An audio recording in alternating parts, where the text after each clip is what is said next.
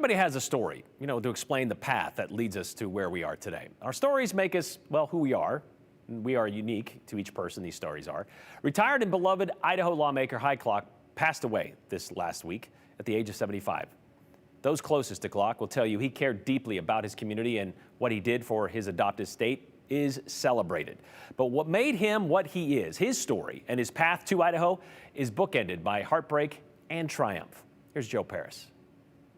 In life, there are some people you just click with. For Rick Just, that man was Kloc.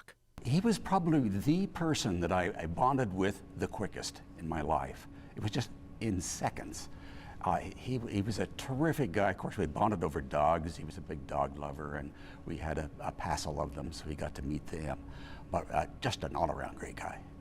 Idaho's future will be brighter if we can come together. Friends of Kloc are sharing stories and memories after his passing this week at the age of 75. Just remembers the day he met Kloc. I met Hy the day he moved to Boise, actually. My wife worked at Boise State Public Radio, and she was on the hiring team for Hy, and he came here and without his wife for a few months, and our house was his house for that first summer. Kloc worked as the development director at Boise State Public Radio. That's what brought him to the area in 2001. Kloc went on to serve years later as an Idaho lawmaker for 3 terms, a role where his passion for people was perfect. I remember one of his interviews, listening to it, talking about, well, he and his wife said, if you don't get involved, you can't complain. Melissa Wintrow served alongside Kloc in the legislature. A passion project that Kloc shared with Wintrow specialized pet-friendly license plates. Kloc retired from the legislature in 2018 before he could get it passed, but in 2019, Wintrow got the plate passed. And since then, the plates have generated more than $100,000 to help cover spay and neuter costs for dogs and cats of low-income Idahoans. There's 13. So this is the same plate that you had that day. Yes. He loved his dog, and I think that's where we bonded, because I don't have children, but I do love my dog too. And I think that's probably why he asked me to help with the pet-friendly plate once he retired. That was a tremendous loss in the animal welfare community. Hy was an elected Idaho representative and did a lot to try to pave the way for animal welfare. And so one of those bills that he passed was the pet-friendly license plate. And it's kind of hard to imagine that people wouldn't want to see that plate, but there was a lot of opposition to the pet-friendly plate. People thought we had too many license plates, no one would support it. Come to find out, it was one of the, if not the best-selling license plate now in Idaho. Those funds actually go to fund spay-neuter programs all across the state. We're really seeing the benefits of Hy's work today through that legislation and the pet-friendly funding. Kloc was also passionate about education, Idaho children, and human rights. He worked to try and pass legislation like Add the Words. And that passion for human rights was rooted in his childhood. He was the son of Holocaust survivors. He was born in the refugee camp.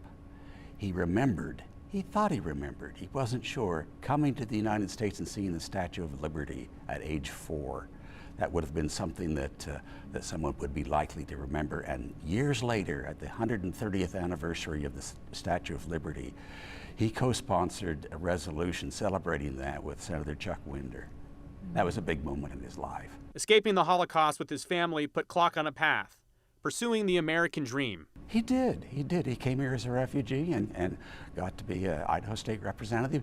He was a Grammy presenter, for crying out loud. He presented the Grammy to Peter Cetera of Chicago at one time. He was an inventor. He has a piece, one of his inventions, in the Metropolitan Museum of Art, the Gato drum. Just a wide variety of things that he did. Kloc's personal and family story was featured this year in an Idaho Public Television documentary. He spoke about his family's journey through the Holocaust, the refugee camps, and the great losses his immediate and extended family suffered. He also spoke about the battle that remains, fighting against anti-Semitism. He talked about many times about how much he so admired the Holocaust survivors. And he called them the survivors, and he many times said to me that they were the heroes of his life. Kept those memories alive for us. It's very important.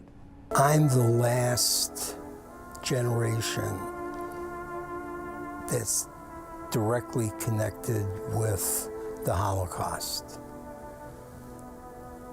And one of the things that I would hate to see happen, but happens all too often, is history gets twisted and rewritten. It's never the same as it actually was. So I think telling my story, and I thank you for letting me do that, is very important for people who, the Holocaust deniers, that there was no Holocaust. These people you can't really talk to. The more I see going on today, the more dire I think the situation is. You can't just turn your head away and say, well, that's nothing. You have a duty to help.